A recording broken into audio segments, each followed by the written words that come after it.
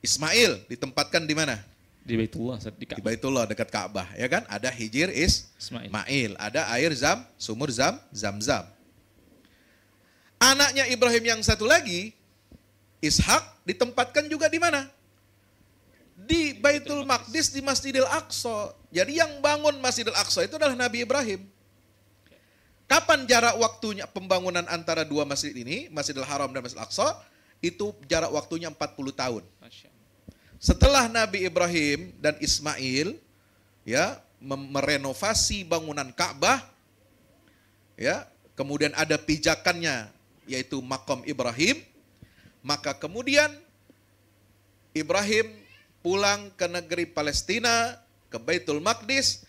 Dia 40 tahun kemudian membangun sebuah masjid yang area sekarang yang kita kenal dengan Masjidil Aqsa.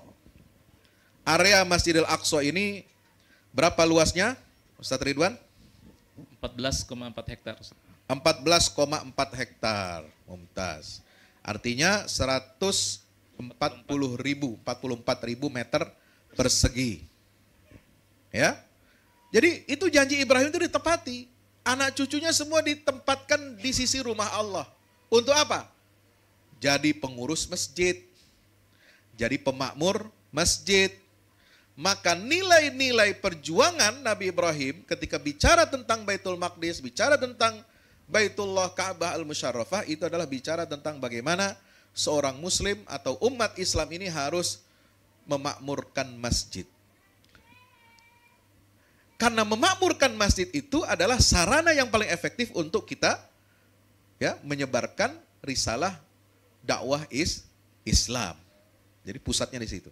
Nah, semua anak cucu Nabi Ibrahim itu ditempatkan di sisi rumah Allah, apakah di Baitullah di Mekah atau di Baitul Maqdis. Ya.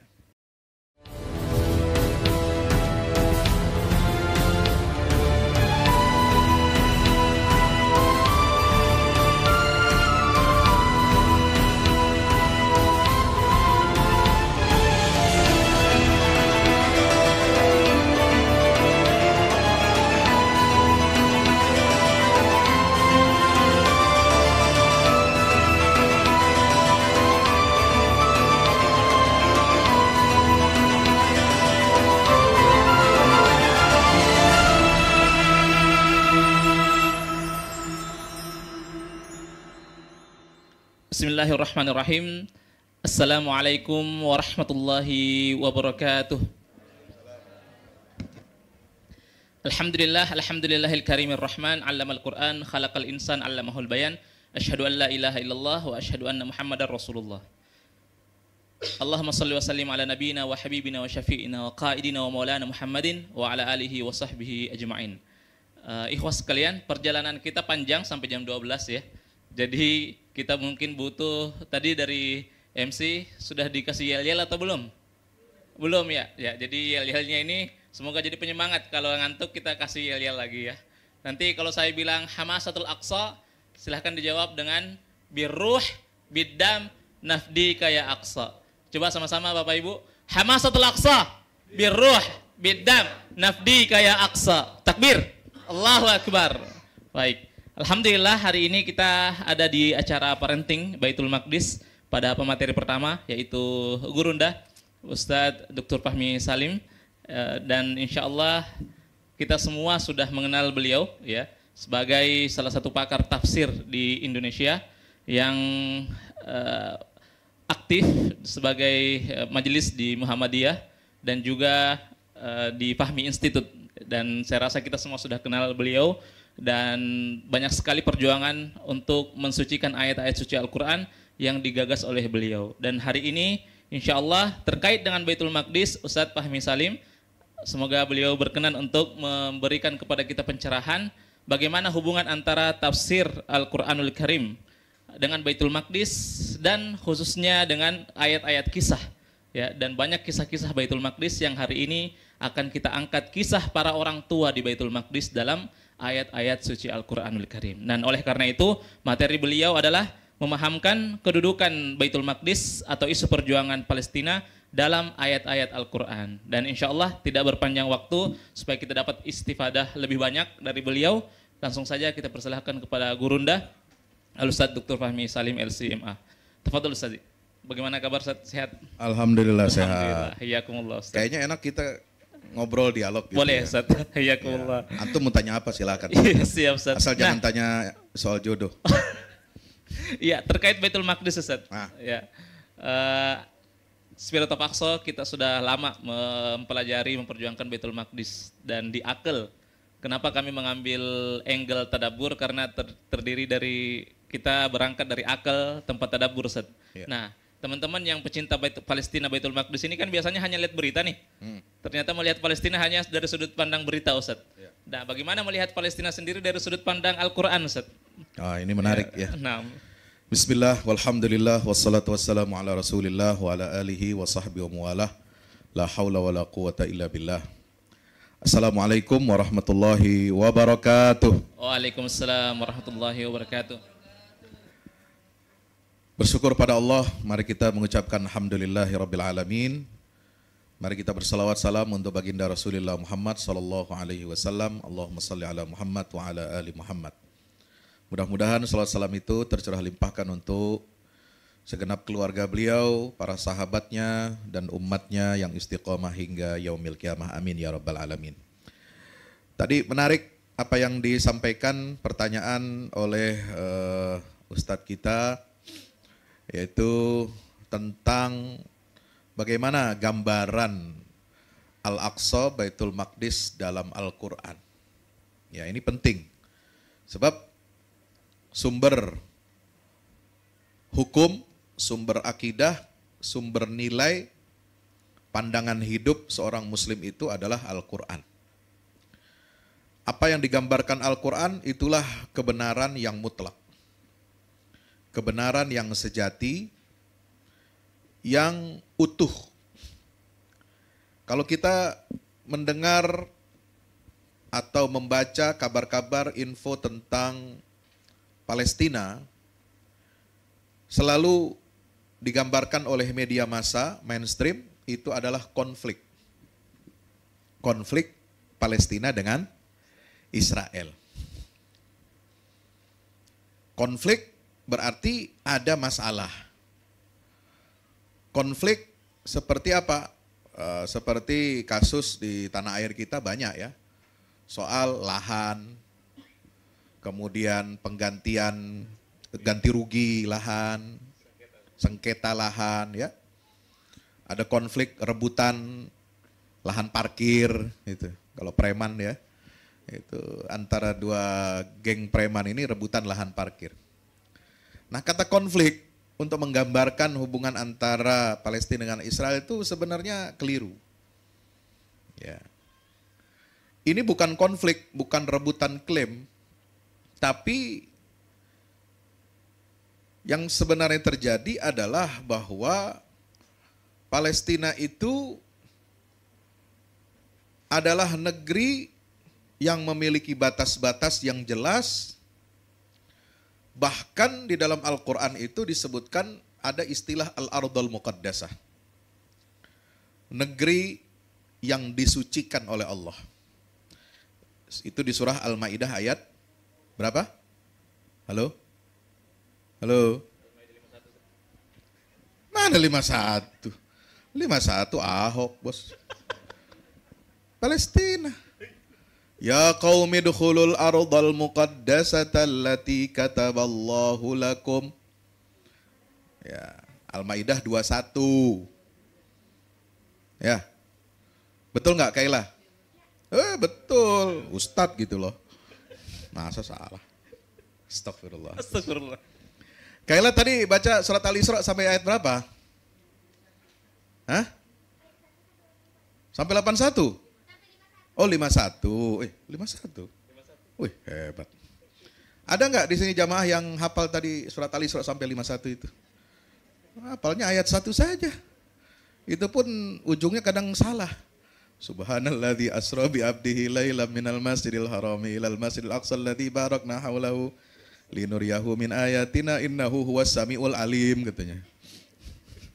Innahu huwas samiul Basir, ya. Itu ujungnya aja kadang ada yang salah. Jadi Al-Maidah 21 itu jelas negeri yang disucikan oleh Allah Subhanahu wa taala. Negeri yang disucikan oleh Allah itu adalah negeri yang diberkahi. Ada 6 ayat Allah menyatakan bahwa negeri ini adalah barakna. Ada barakna fiha, ada barakna haulahu. Ya, itu ada di surat Al-A'raf ayat 137. Ya. Kemudian surat Al-Isra ayat 1, ya. Al-Anbiya ayat 71. Itu ketika bicara tentang Nabi Lut dan Ibrahim diselamatkan oleh Allah, mereka hijrah dari negeri kampung halamannya ke negeri yang kami berkahi di dalamnya untuk seluruh umat manusia. Al-Anbiya 81 itu negerinya Nabi Sulaiman, ya, di Baitul Maqdis. Kemudian Saba ayat 18 itu bicara tentang negeri Saba yang diberkahi. Dan As-Saffat ayat 113 ketika bicara tentang negeri yang diberkahi, di mana di situ tumbuh kembang seorang anak Nabi Ibrahim, yaitu Nabi Ishak. Nah, ini negeri, ya, bukan sembarang negeri. Ya, ini negeri yang dinaskan oleh Allah sebagai negeri yang diberkahi, negeri yang disucikan, dan dia amat terkait erat dengan sejarah Nabi Ibrahim alaihissalam. Jadi awal mula Baitul Maqdis, tentu Baitul Maqdis itu negeri yang namanya sekarang itu wilayah Palestina dan sekitarnya itu dari sejak Nabi Ibrahim lahir pun sudah ada. Ya. Sejak Allah ciptakan bumi ini sudah ada belum? Sudah ada, petanya sudah ada, cuma belum dikasih nama Baitul Maqdis. Baru diberi nama Baitul Maqdis, ya, oleh Allah Subhanahu wa taala itu karena di situ ada keberkahan menjadi tempat hijrahnya Nabi Ibrahim alaihissalam. Itu disebut dengan muhajar.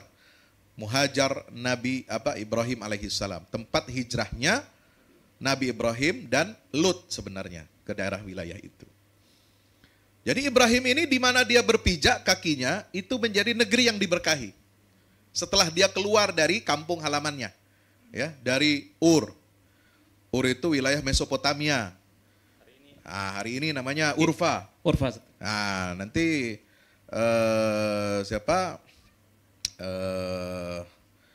ini Ustaz Ridwan nanti mau ajak saya jalan-jalan ke Sanli Urfa. Siap, Catat amin, ya. amin, Ya. amin. Insyaallah. Jadi yang mau ikut, Ustaz. Banyak yang ikut ya, boleh. Kita nampak tilas Nabi Ibrahim dari Sanli Urfa sampai ke Baitul Maqdis dan berakhir di Mekah, umroh kita insya Allah. Amin. Dan ada pahala khusus bagi yang umroh, mikotnya itu dari Baitul Maqdis. Ada. Ihram berarti dari sana. Ihramnya dari sana. Dulu sebelum Palestina dijajah Israel, sebelum runtuhnya Daulah Utsmaniyah, kakek moyang kita itu kalau umroh, ya, dari India, dari mana, dari Afrika, dari Mesir, dari Istanbul, ya, dari berbagai negeri itu, mereka ngambil mikotnya itu dari Baitul Maqdis. Jadi mereka datang dulu ke Masjidil Aqsa. Mandi ihramnya di sana. Niat ihramnya di sana, pakai pakaian ihramnya di sana, lalu baru kemudian berangkat menuju Mekah. Dulu masih pakai onta. Nah, ya. Pernah ada mungkin di zamannya Sultan Abdul Hamid sudah ada kereta, tapi proyek kereta Hijaz itu memang agak terbengkalai, ya. Sengaja dihancurkan oleh pemberontakan yang ada di wilayah Jazirah Arabia waktu itu. Jadi itu ada hadisnya dari Ummu Salamah, siapa orang yang berumrah dari Baitul Maqdis, ya, menuju Baitullah di Makkah Al-Mukarramah, maka Allah akan mengampuni semua dosa-dosanya. Semua dosa-dosa diampuni oleh Allah Subhanahu wa taala. Itu keutamaan ihram dari Baitul Maqdis. Nah, nanti kita lihat slide-nya. Ada kalau tidak salah saya tulis hadisnya itu di slide-nya. Bisa ditampilkan slide-nya, Ustaz As'ad? Ya.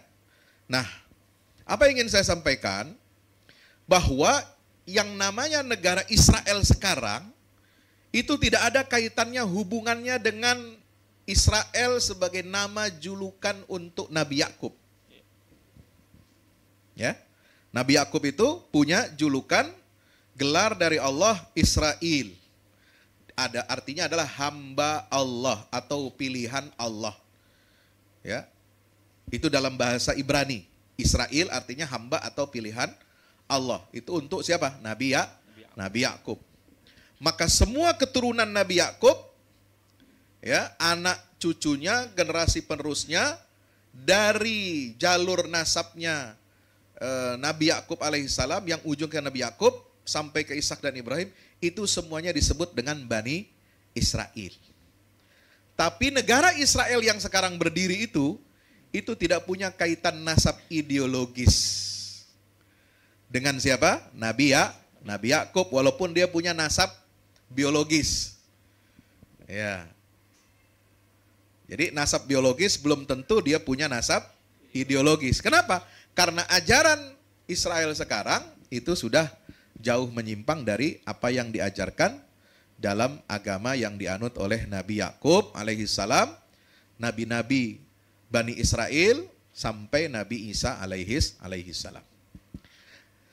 Jadi yang disebut dengan tanah Palestina itu adalah tanah atau buminya para nabi dan rasul, yang itu adalah disebut dengan Palestina, dan ini kemudian dicaplok oleh Israel. Maka kemudian yang terjadi sebenarnya bukan hubungan antar konflik orang lebutan lahan, enggak. Tapi yang terjadi adalah orang ini, negeri ini itu menjajah dan merampas. Ya, salah kalau orang mengatakan itu adalah konflik. Jadi konflik itu pasti bisa ada win-win solution. Ya. Tapi kalau yang namanya penjajahan, tentu sesuai amanat undang-undang kita, konstitusi kita, itu penjajahan harus dihapuskan dari muka bumi karena tidak sesuai dengan peri kemanusiaan dan peri keadilan. Baik. Bagaimana Al-Quran dan Sunnah memandang? Ya. Kalau Al-Quran jelas tadi dari 6 ayat yang menyinggung tentang keberkahan negeri Baitul Maqdis ini, 5 itu menyebut tentang negeri Baitul Maqdis yang disebut sebagai negerinya para nabi Bani Israel, tempat mereka berdakwah. Nah, ada yang ingat Nabi Ibrahim pernah berdoa bagaimana untuk cucu dan keturunannya? Doa Nabi Ibrahim untuk anak cucunya. Ya. Ibrahim ayat 37, surat Ibrahim ayat 37. Rabbana inni askantu min dzurriyyati biwadin. Ayo Kaila bacain. Ya.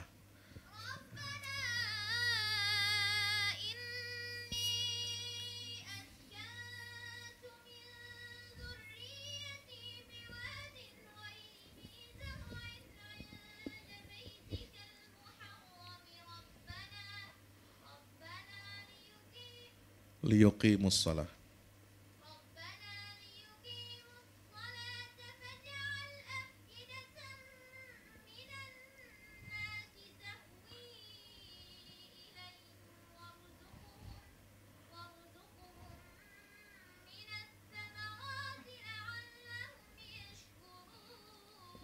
Allahu Akbar. Alhamdulillah. Ini enaknya kalau saya tanya sama Kaila.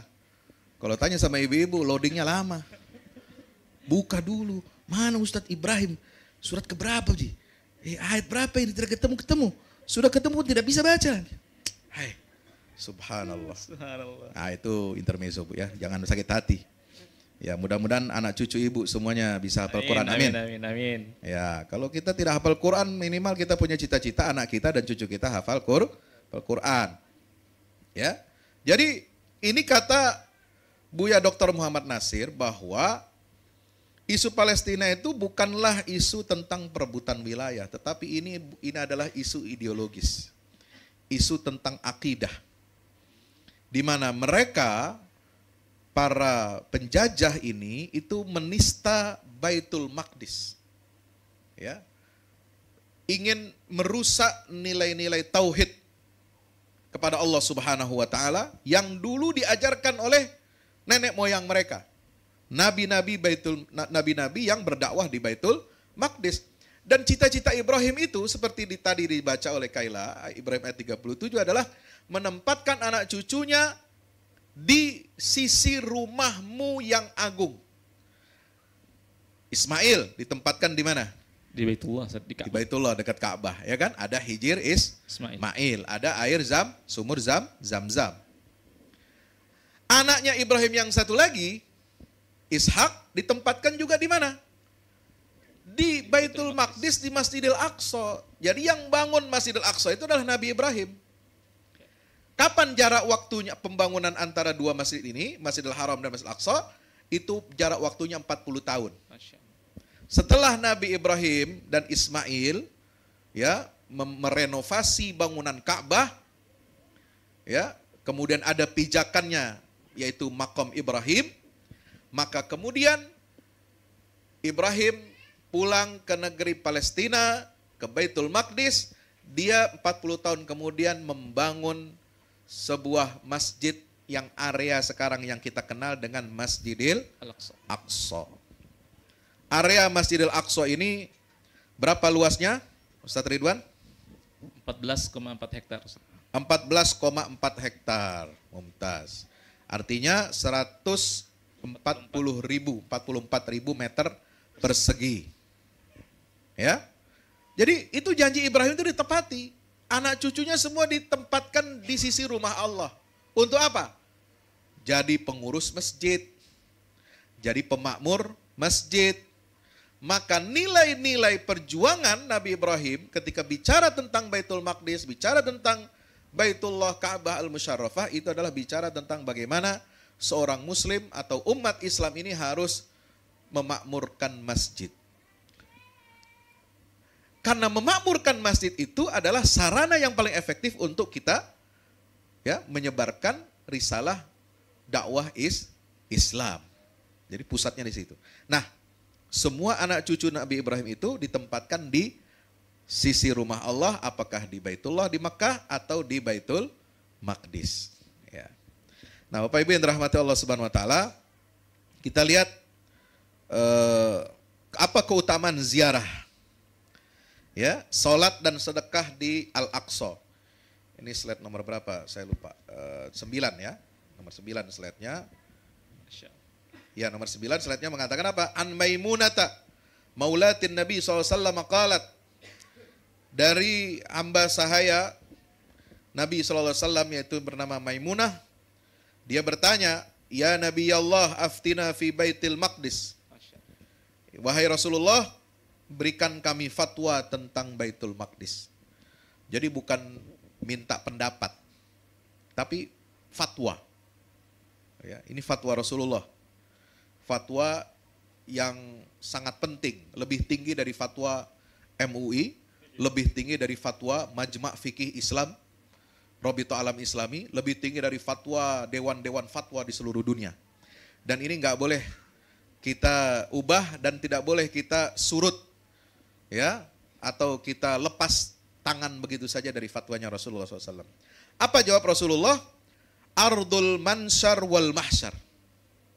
Baitul Maqdis itu adalah negeri al-mansyar, negeri pertama di mana Allah menebarkan umat manusia. Jadi awal mula penciptaan manusia ya itu tanahnya diambil dari Baitul Maqdis. Ini pemahamannya, tafsiran daripada Ardul Mansyar. Ya, jadi Nabi Adam itu tanahnya diambil dari mana? Dari Baitul Maqdis. Kan Nabi Adam itu diciptakan dari apa? Tanah. Tanah yang mana? Dari Baitul Maqdis. Itulah Allah ciptakan Adam dan seluruh keturunannya sampai kita sekarang, tanah kita asalnya dari Baitul Maqdis. Makanya disebut Ardul Mansyar. Wal Mahsyar, dan tanah tempat nanti Allah akan mengumpulkan kembali seluruh manusia di hari kiamat. Jadi yang disebut padang mahsyar di mana? Baitul Maqdis. Baitul Maqdis itulah padang mahsyar, tempat pengadilan hari kiamat. Menuju sorga dan neraka itu dari sana. Ya, jangan salah nih, jangan salah rute ya. Ini rute dari Tebet, dari Cilacap, dari Cikini, ntar bangun dari kubur, ya rutenya harus jelas. Jangan mencong masuk Papua Nugini, ya itu harus kemana? Ke Baitul Maqdis, dikumpulkan dulu padang mahsyar itu. Setelah hari kiamat di mana? Di Baitul Maqdis. Nanti akan melewati telaganya Rasulullah. Telaga itu, ya membentang dari mana? Dari Baitullah, dari Ka'bah sampai ke Baitul Maqdis. Panjangnya telaga itu. Dan di tengah-tengah telaga itu melewati Raudhah. Ya, masjidnya dan mimbarnya Rasulullah SAW. Jadi mimbarnya Nabi itu nanti kelihatan ada di atas telaga itu. Nah itu. Jadi nanti masuk situ. Itu rute akhirat itu namanya ya. Ardul Mahsyar namanya. Jadi padang mahsyar itu di situ. Nah, Bapak Ibu yang dirahmati Allah, ituhu, datanglah kamu ke sana. Wasallu fihi, solatlah kamu di sana. Jadi perintah untuk datang itu langsung dari Rasulullah. Jadi setiap umat Rasulullah harus punya cita-cita datang ke sana. Ya, solat di sana. Fasallu fihi. Kenapa? Fa inna salatan fihi ka alfi salatin. Karena satu rakaat salat di situ nilainya sama dengan 1000 salat di tempat lain. Bagaimana kalau tidak mampu ya Rasulullah, nggak sanggup? Araita illam nutik dzalika an yatahammal ilaihi aw yatihu. Kita nggak sanggup untuk bawa bekal atau sampai datang ke tempat itu, fal yuhdi ilaihi zaitan. Hendaklah dia menghadiahkan minyak. Minimal kita kirim uang beli minyak. Ya, kalau kirim minyak dari sini susah nanti. Nah, iya. Jangan sebut merek. Harus bayar ke AKL. Wah, bahaya. Sama seperti kalau ada biskuit, jangan sebut Kongguan, disebut juga. Ya. Tidak bayar itu. Minyak untuk apa? Untuk menyalakan lampu di Baitul Maqdis. Minimal itu, fal yuhdi ilaihi zaitan yusraju fihi fa inna man ahda lahu kana kaman shalla fihi. Maka siapa orang yang menghadiahkan, mengirimkan minyak untuk menyalakan lampu Baitul Maqdis, maka pahalanya seperti orang yang sholat di dalamnya. Amin. Ya Rabbal Alamin. Takbir. Allahu Akbar. Terakhir, apa keutamaan Al-Aqsa? Kalau kita simpulkan dari berbagai hadis dari Rasulullah dan ayat-ayat Al-Quran, yang pertama Al-Aqsa itu adalah kiblatnya para nabi, termasuk Nabi Muhammad SAW. Ya, Nabi sholat kiblatnya sebelum ke Masjidil Haram, itu menghadap kemana? Baitul Maqdis. Selama berapa? Mulai dari Isra Mi'raj sampai hijrah plus di Madinah selama 16 bulan. Masya Allah. 16 bulan. Ya. Yang kedua, pusat kepemimpinan dunia ada di sana.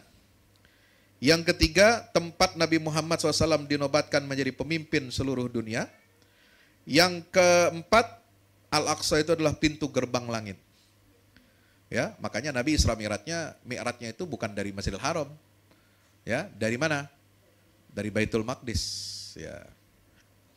Yang kelima, sholat jamaah yang terbaik yang pernah dilakukan itu adalah sholat jamaahnya para nabi dan rasul bermakmum di belakang Rasulullah sallallahu alaihi wasallam ketika Isra Mi'raj di Baitul Maqdis. Sekian dari saya, mudah-mudahan bermanfaat. Silakan saya kembalikan lagi kepada Ustadz Ridwan. Masya Allah, jazakumullah khair, barakallahu fikum Gurunda Ustadz Fahmi Salim. Dan Masya Allah tadi sudah dikasih pengantar menuju tema parenting sebenarnya ini. Karena tadi guru kita Ustadz Fahmi sudah menyampaikan tentang bahwa ternyata Nabi Ibrahim alaihissalam itu menempatkan anak-anaknya di sekitar Baitullah.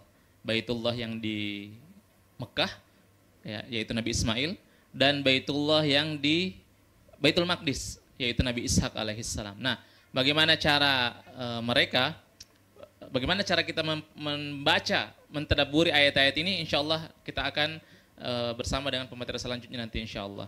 Dan mungkin Ustadz kita akan membuka satu pertanyaan, dan setelah, kalau ada pertanyaan ya, Pertanyaan singkat saja. Dan sebelum itu mungkin nanti sebelum Ustadz pamit ya, kita ada satu cenderamata Ustadz untuk Ustadz pamit. Ada pertanyaan Ibu? Sebelumnya mungkin karena para tamu sudah berdatangan ya, ini banyak sekali bangku kosong di depan. Para bapak-bapak atau calon bapak, calon ayah ya, bisa maju mengisi di depan, biar di belakang bisa diisi oleh tamu-tamu berikutnya. Ada pertanyaan Ibu? Bapak? Ya, baik. Kalau tidak ada, kita ada satu saja ya. Masing-masing satu. Ya, dari Ibu aja. Silakan Bu. Satu pemateri satu ya, jadi satu aja. Assalamualaikum, Ustadz izin bertanya. Kalau sekarang kan di situ pemerintah Israel kan menguasai gitu wilayah situ. Nah, kalau menurut Ustadz bagaimana tuh kalau kita ke sana nggak apa-apa tuh misalnya pajaknya masuknya ke Israel gitu.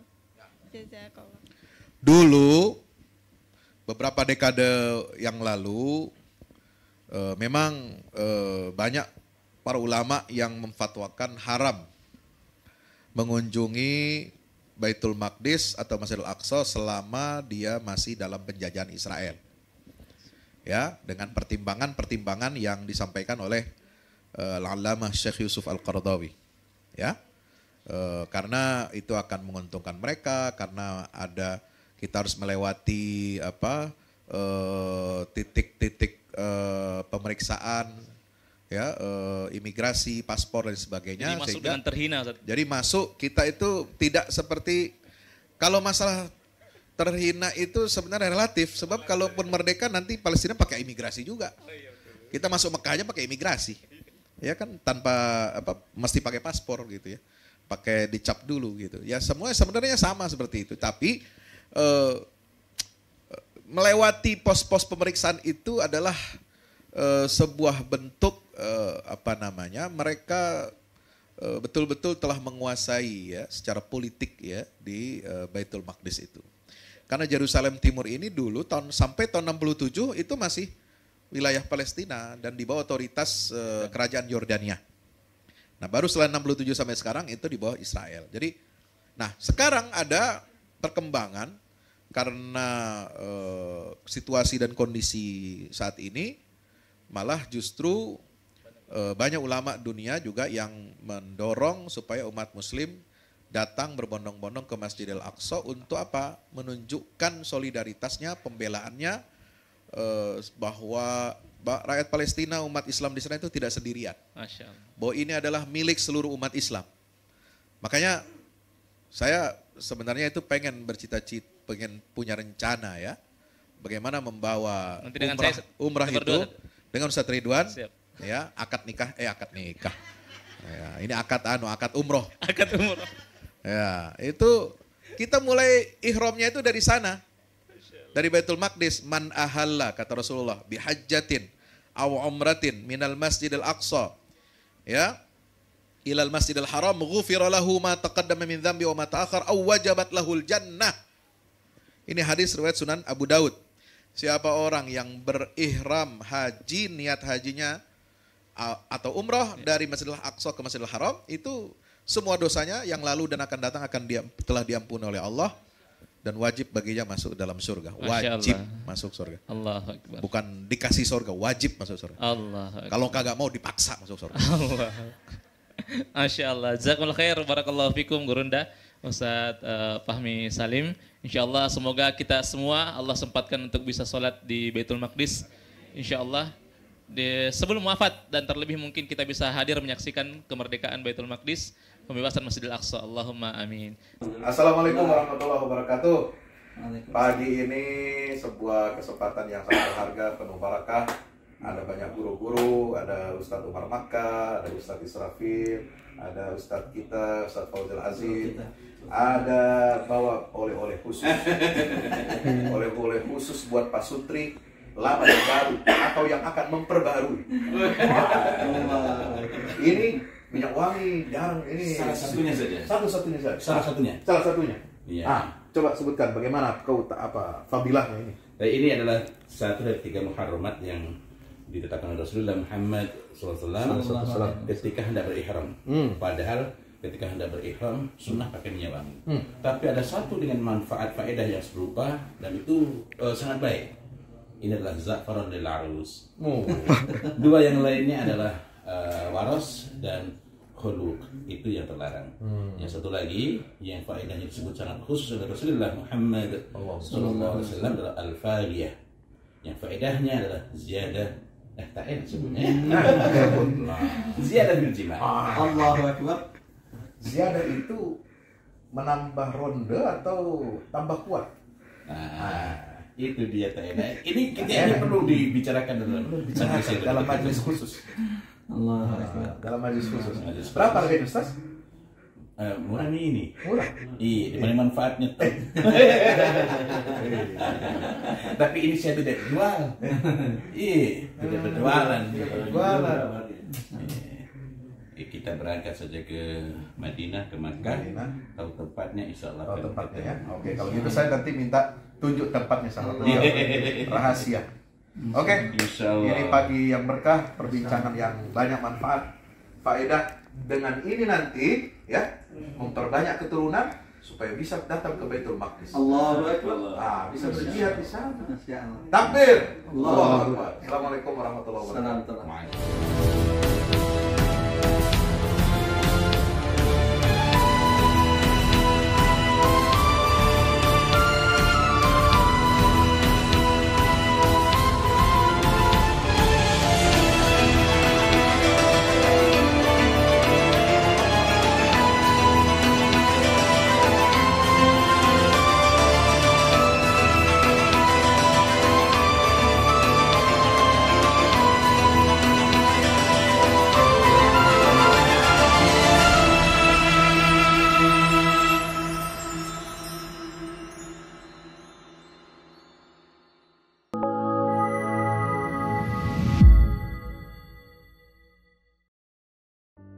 Assalamualaikum warahmatullahi wabarakatuh. Di zaman dan era global yang semakin menuntut kita untuk terus bergerak, ada kebutuhan yang senantiasa harus kita penuhi dalam kehidupan kita. Zaman di mana segala kebutuhan terasa sangat mendesak. Salah satunya adalah kebutuhan sarana dakwah Al-Quran sebagai pusat peradaban. Al-Fahmu Institute hadir demi menjawab kebutuhan akan sarana dakwah Al-Quran di era masa kini. Kami melihat latar belakang yang ada untuk menjawab tuntutan seperti kebutuhan sarana dakwah Al-Quran yang meningkat di ibu kota, kebutuhan akan pusat pembibitan hafiz Al-Quran, kebutuhan pusat pengkajian Al-Quran, kebutuhan akan pusat dakwah kreatif berbasis Al-Quran, kebutuhan sarana media perekat umat Islam, ibu kota dan Indonesia, juga kebutuhan akan adanya sarana pusat kaderisasi guru tahfiz dan mufasir di ibu kota. Yayasan Al-Fahmu International Indonesia sedang membangun gedung pusat dakwah Quran yang berlokasi di Jalan Pengukiran 3, Pekojan, Tambora, Jakarta Barat. Gedung pusat dakwah Quran ini insya Allah akan menjawab tantangan dan kebutuhan akan sarana dakwah Al-Quran yang ada, seperti yang digagas oleh Direktur Al-Fahmu Institute, Kiai Haji Fahmi Salim MA, yaitu tugas peradaban kita semua adalah untuk berperan dalam menerjemahkan cetak biru peradaban, yaitu Al-Quran dalam dunia nyata. Kami mengajak jamaah semua untuk ikut dalam perdagangan yang tidak merugi ini, sebagaimana yang disampaikan dalam Al-Quran Surat Fatir ayat 29-30, yang artinya, sesungguhnya orang-orang yang selalu membaca kitab Allah dan mendirikan sholat, dan menafkahkan sebahagian dari rezeki yang kami anugerahkan kepada mereka, dengan diam-diam atau terang-terangan, mereka itu mengharapkan perniagaan yang tidak akan merugi, agar Allah menyempurnakan kepada mereka pahala mereka, dan menambah kepada mereka dari karunia-Nya. Sesungguhnya Allah Maha Pengampun lagi Maha Mensyukuri. Gedung Pusat Dakwah Quran Al-Fahmu Institute terdiri dari 4 lantai, di mana di lantai 1 terdapat Masjid Quran Mulia, dan di setiap lantainya insya Allah diperuntukkan demi berlangsungnya tugas mulia dalam perjuangan dakwah Al-Quran.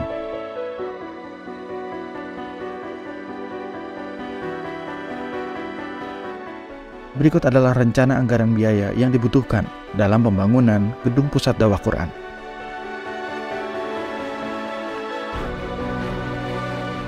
Dalam kesempatan yang mulia ini, kami mengajak jamaah semua untuk ikut dalam gerakan sedekah Lailatul Qadar di setiap malam ganjil di bulan Ramadan. Salurkan melalui nomor rekening berikut ini.